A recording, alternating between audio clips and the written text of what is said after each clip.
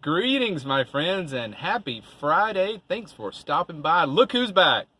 And yes, that is the original Buddy. It's no imposter. I know because Buddy had a hole in his armpit.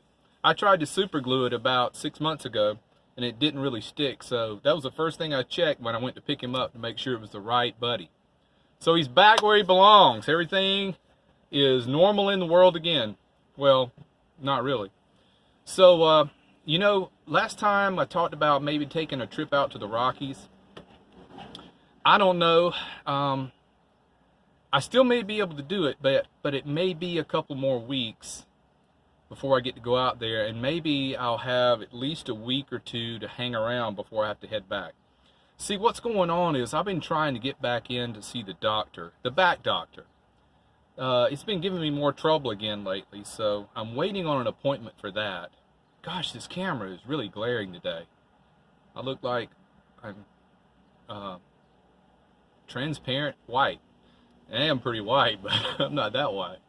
So I got to get back in and see the doctor because my big toe and the top of my foot is numb all the time. So it's been that way for a while, but now it's even more consistent.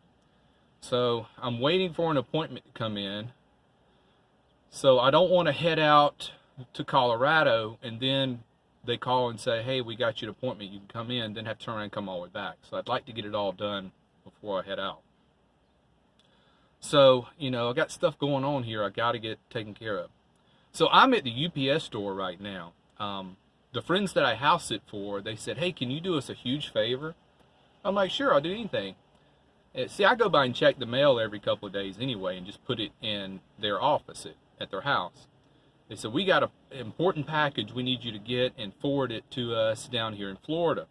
So I went and took care of that. Now, while I was there, I just scooped up all their mail and put it in a big envelope about this big and just shipped the whole thing.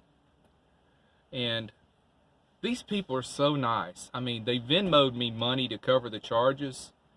And I said, don't worry about it. You guys have done so much for me. It's only going to be like 20-something bucks. And it was like $24. No big deal. They sent me $250 on Venmo. This is the kind of people I'm talking about. I told them, don't do it. I said, if you want to cover the charges, send me $24. And no, sent me 250 bucks. And couldn't have come at a better time too, because I needed it. So, what a day it's been already, and it's only 11 a.m. So I've got a lot of stuff done today. And last night was the best weather.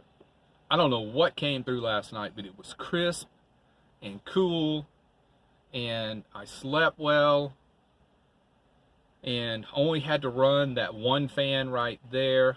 I didn't have to run the other fan that blows across the bed this way. See, I got wind coming in this way from the outside, and then that fan on the wall blows wind across the bed from like my knees to my face. So I didn't even have to run it. The battery's been holding up really well. Let's recap on that because a lot of people have asked about the battery bank and how the refrigerator's holding up. I could go probably 3 days without having to charge at all. I have 250 amp hour battery bank capacity. AGM deep cycle, regular old cheap run-of-the-mill AGM deep cycle batteries. I don't think I'll ever go lithium because I just don't see the cost being justified by doing it, because I'm getting by fine. I am driving every day, so like going down to Planet Fitness or going to the park or something, when I'm driving, I am hooking up my alternator plug so it's charging while I'm driving. That's why I do not have solar panels on the roof permanently. I have portable ones I put out when I want to, and then when it gets dark, I put them up. And if I have to drive, I put them up, because I can get a lot more charge through the alternator than the solar panels are ever going to bring in. I'd have to have, I don't know, 500 watts or more of solar just to start to compete with the alternator. So you see where I'm going with it? But if I was camped out somewhere, I'd just leave the solar panels out all day. So, but no need for solar when you're driving as much as I am. But got the best of both worlds going on, and got Buddy back. Life is turning around. Now if I can just get in to see the doctor, that would be great. So, I gotta wait. I gotta stay in Nashville and wait on that. You know, and talking with work again, they're thinking, I see, last time I thought first week of July, now they're thinking third week of July.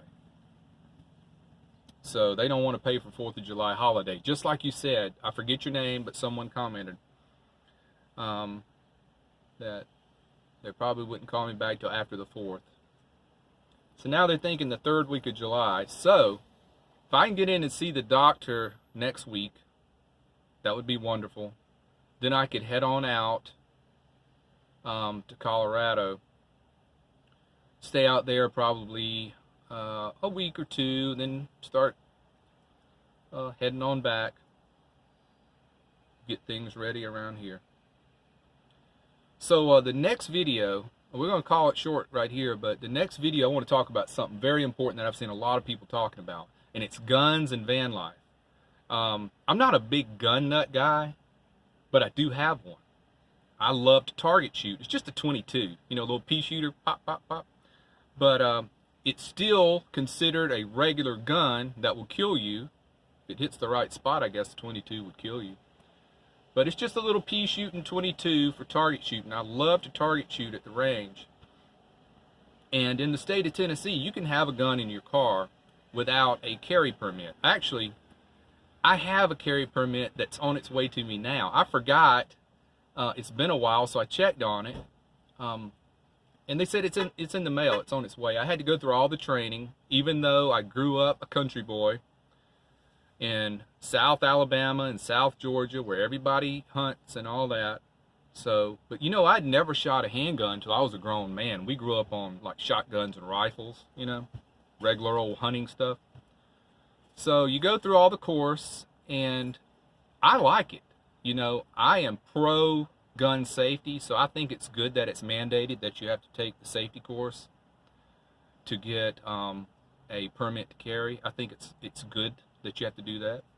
So I'm not one of these guys that says everybody should be able to conceal carry everywhere they want to go, because you got too many people now that don't know the first thing in the world about a gun. So they need to be taught before you carry one around. You're going to kill yourself or somebody. So the next video will get into that, on what you need to do if you're going to be traveling state to state, okay? So make sure you tune in for that. It's going to be some good info in that one, but we've run long enough for today. Appreciate your time. Take care, be well, smash the bell. Buddy says next time. Bye, guys.